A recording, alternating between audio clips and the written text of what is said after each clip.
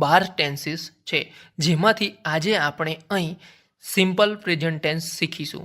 Simple present tense એટલે સાદો વર્તમાનકાળ. તો વર્તમાનમાં થતી ક્રિયાઓને દર્શાવવા સિમ્પલ પ્રેઝન્ટ ટેન્સનો ઉપયોગ થાય છે. વર્તમાનમાં એટલે કે વર્તમાનમાં થતી બધી ક્રિયાઓ, જેવી કે નિયમિત ક્રિયાઓ જે આપણે રોજબરોજમાં કરીએ છીએ, જેવી કે નાહવું, ધોવું, ખાવું.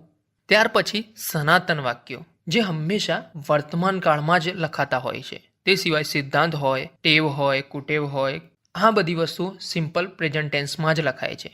તો હવે સિમ્પલ પ્રેઝન્ટ ટેન્સને એક ફોર્મ્યુલાથી યાદ રાખીએ.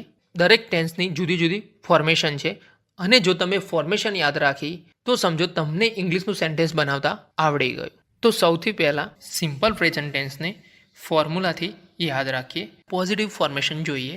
સબ્જેક્ટ સૌથી પહેલાં આવશે, એના પછી વર્બ 1 લાગશે, જેની પાછળ એસ કે ઈએસ લાગશે. ત્યારબાદ ઓબ્જેક્ટ અને સૌથી છેલ્લે અધર વર્ડ. જુઓ, તમે સબ્જેક્ટ, વર્બ, ઓબ્જેક્ટ અને અધર વર્ડ વિશે જાણતા ના હોય તો તેની લિંક નીચે ડિસ્ક્રિપ્શનમાં મૂકેલી છે, જેના પરથી તમને ક્લિયર થઈ જશે કે સબ્જેક્ટ, વર્બ, ઓબ્જેક્ટ અને અધર વર્ડ શું છે. હવે જોઈએ કે આ એસ કે ઈએસ ક્યારે લાગે છે. તો સબ્જેક્ટમાં આઈ, વી, યુ, દે અને બહુવચન હોય તો વર્બ 1 ની પાછળ એસ કે ઈએસ લાગતું નથી, અને જ્યારે હી, સી, ઇટ નામ કે એકવચન હોય ત્યારે વર્બ 1 ની પાછળ એસ કે ઈએસ લાગે છે. હવે જોઈએ તો કેવી ક્રિયાની પાછળ એસ કે ઈએસ આવે છે. જ્યારે ક્રિયાપદને અંતે S, double S, SH, CH, X, I, O, Z આવતું હોય તો તે ક્રિયાપદને અંતે ઈએસ લાગે છે.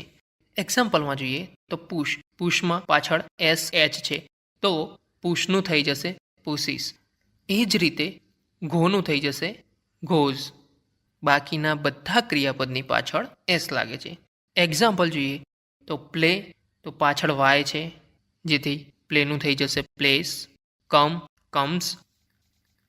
હવે આપણે નેગેટિવ ફોર્મેશન જોઈ લઈએ. તો નેગેટિવ ફોર્મેશનમાં સૌથી પહેલાં સબ્જેક્ટ આવશે, ત્યારબાદ ડુ કે ડઝ આવશે, જેના પછી નોટ, પછી આવશે વર્બ 1 જેની પાછળ એસ કે ઈએસ લાગશે નહીં, પ્લસ ઓબ્જેક્ટ પ્લસ અધર વર્ડ.